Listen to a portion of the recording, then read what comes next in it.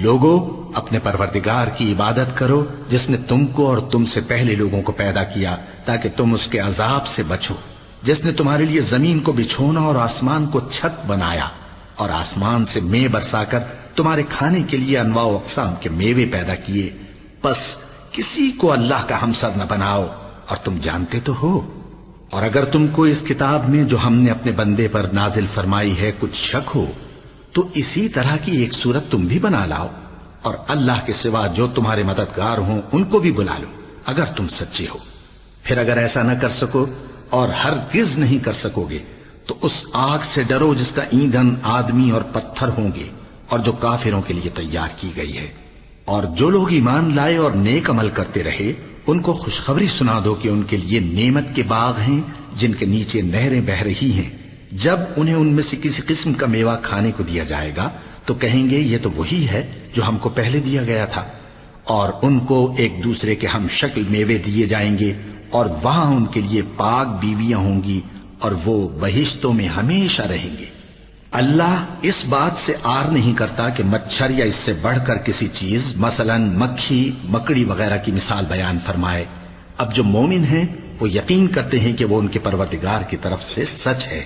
اور جو کافر ہیں وہ کہتے ہیں کہ اس مثال سے اللہ کی مراد ہی کیا ہے۔ اس سے اللہ بہتوں کو گمراہ کرتا ہے اور بہتوں کو ہدایت بخشتا ہے، اور گمراہ بھی کرتا ہے تو نافرمانوں ہی کو،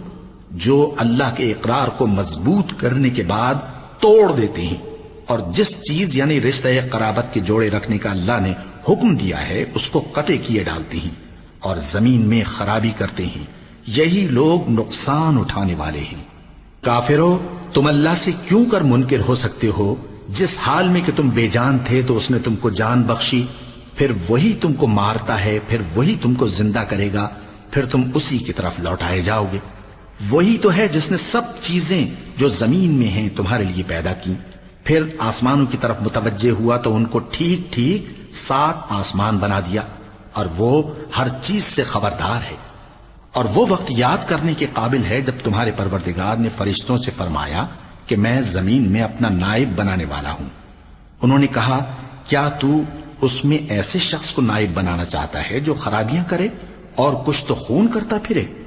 اور ہم تیری تعریف کے ساتھ تسبیح و تقدیس کرتے رہتے ہیں۔ فرمایا میں وہ باتیں جانتا ہوں جو تم نہیں جانتے۔ اور اس نے آدم کو سب چیزوں کے نام سکھائے، پھر ان کو فرشتوں کے سامنے کیا اور فرمایا کہ اگر سچے ہو تو مجھے ان کے نام بتاؤ۔ انہوں نے کہا تو پاک ہے، جتنا علم تو نے ہمیں بخشا ہے اس کے سوا ہمیں کچھ معلوم نہیں، بے شک تو دانا ہے، حکمت والا ہے۔ تب اللہ نے آدم کو حکم دیا کہ آدم تم ان کو ان چیزوں کے نام بتاؤ۔ سو جب انہوں نے ان کو ان کے نام بتائے تو فرشتوں سے فرمایا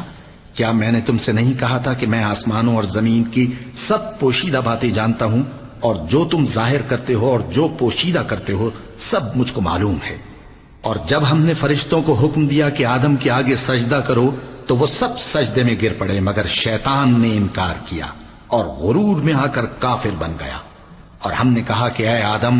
تم اور تمہاری بیوی بہشت میں رہو اور جہاں سے چاہو بے روک ٹوک کھاؤ پیو، لیکن اس درخت کے پاس نہ جانا نہیں تو ظالموں میں ہو جاؤ گے۔ پھر شیطان نے دونوں کو اس درخت کے بارے میں پھسلا دیا اور جس عیش و نشاط میں تھے اس سے ان کو نکلوا دیا۔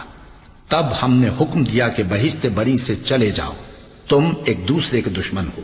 اور تمہارے لیے زمین میں ایک وقت تک ٹھکانہ اور معاش مقرر کر دیا گیا ہے۔ پھر آدم نے اپنے پروردگار سے کچھ کلمات سیکھے اور معافی مانگی تو اس نے ان کا قصور معاف کر دیا۔ بے شک وہ معاف کرنے والا ہے، بڑا مہربان ہے۔ ہم نے فرمایا کہ تم سب یہاں سے اتر جاؤ، جب تمہارے پاس میری طرف سے ہدایت پہنچے تو اس کی پیروی کرنا کہ جنہوں نے میری ہدایت کی پیروی کی ان کو نہ کچھ خوف ہوگا اور نہ وہ غمناک ہوں گے، اور جنہوں نے اس کو قبول نہ کیا اور ہماری آیتوں کو جھٹلایا وہ دوزخ میں جانے والے ہیں اور وہ ہمیشہ اس میں رہیں گے۔